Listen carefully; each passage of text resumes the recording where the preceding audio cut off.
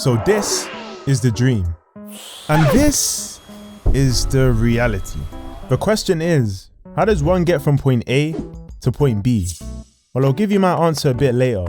But honestly, one of the key truths about YouTube is there is no one-size-fits-all guarantee to success. Some people blow up in their first couple of videos, whereas others had to really grind for it. Some of us are still working.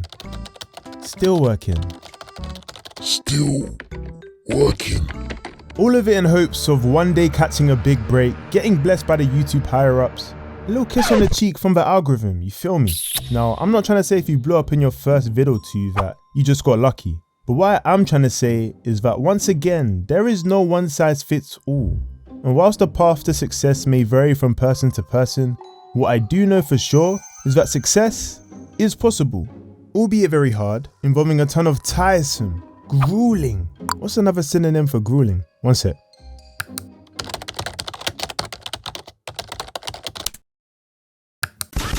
Enervating efforts. But it's possible. And for some people like myself, just that possibility, that odd chance is enough. Enough to put countless hours into creating content. Script writing, editing, animating, research, doing all of that while juggling a full-time job. Let's talk about it, because it can get dark.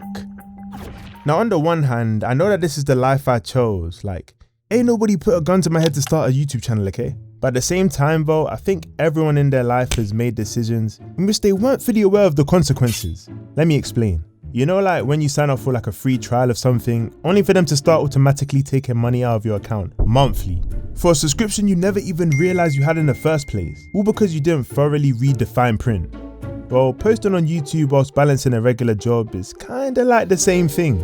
The only difference is, instead of it taking monthly payments out of your account, you get sapped of your time and energy instead for every upload you manage to push out. And you don't even realize what you've gotten yourself into until you're in too deep and you're hooked. To do YouTube successfully, you genuinely have to have a love for the game, because it's that same love and passion that keeps you going when your videos aren't performing like you expected. Especially when you constantly see other creators dropping the YouTube equivalent of 50-point triple doubles, whilst you're sat on the bench, not even knowing if you're gonna get on a court. And when you throw full-time work into the mix, it changes everything. And that's not in a good way. Because the thing is with balancing 9 to 5s is that it's not really like school where you might have a lot of homework some weeks or exams to prepare for at the end of a semester. With working a job, there's actually immediate stakes at play. Like you have to constantly be at peak performance levels because your workplace depends on you to do your specific role and do it well. I mean, they are kind of paying you, so. I'll put it like this, if you slack off, you get laid off. If you don't do what's required, there's a pretty good chance you're gonna get fired. And after I've done my due diligence at work, after putting in the hard yards in at my 9 to 5, I get home and now you're telling me I have to edit? Like I gotta animate now? Nah. You got me messed up. This is what we're not gonna do. Take a step back. I'm not trying to hear any of it because I picked one of the most time-consuming niches being animation. You see, me and my drawing tablet have a love-hate relationship because honestly, I love making these videos, but sometimes I don't even want to see your face. Like, get out. Now, why are you looking at me like that? I can't be mad at you. I'm sorry. Now I've had my fair share of jobs during my YouTube journey. I've worked as a waiter, a cashier, a busboy, a warehouse worker, and now I balance a job working from home. So as you can see, I come from humble beginnings and apparently humble endings too, because if there's one thing YouTube will do to a person, it's humble them. Like I vividly remember times where I would be working on a video and in my head I'm like, yeah, you see this video I'm working on right now? This gonna be one of them ones, bro. Like this video is gonna hit 2 views. 2 views. Two views. Working day in, day out on a video for it to only crack 2 views is mind games, bro.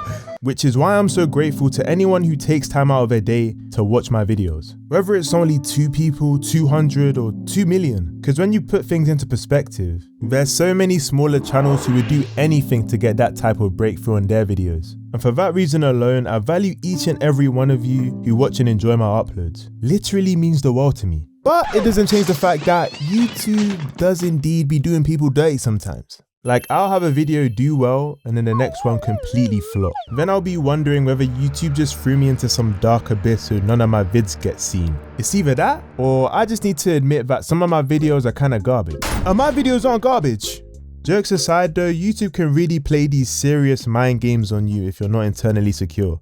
Sometimes you'll just get hit with this crazy imposter syndrome. And to be honest, when that happens, one of the main things that keep me encouraged is just going back and reading all the positive comments on my past videos. Doing that just makes me realize how blessed I actually am to have so many of you guys who watch me and show crazy amounts of love and support. Now with that being said, you might as well hit that like button real quick, cause why not? One thing I will say though is despite all the support I get, unfortunately there are still certain things that can't necessarily be addressed by hitting a like on the vid or leaving a positive comment even. Some things I just gotta deal with myself. One of them being the no idea-itis. Some would call it creative block. Like, there will be times in which I'm brainstorming ideas or writing a script for a new video and I'll literally have nothing.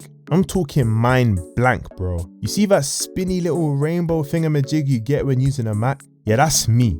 The no idea-itis is just one of those things that can be so frustrating, especially when balancing content with a 9 to 5 because you already have limited time to work on your personal stuff. Like, I'll be knowing that if I don't complete a certain task in a set amount of time, then I'll have to quite literally wait 1 to 2 business days before I can resume any YouTube related work. Because not only do I have work, also mad other commitments that I gotta try and balance. So to keep it frank, I ain't got time for my brain to be doing up infinite loading circles when my life already takes up so much time and energy. And at times you feel like you can't even rest because the honest truth is that the quote unquote grind truly never stops. Now I'm not trying to say that you should sacrifice hobbies, relationships or health for the pursuit of social media success, but understand YouTube is constantly moving and requires you to move just as quickly.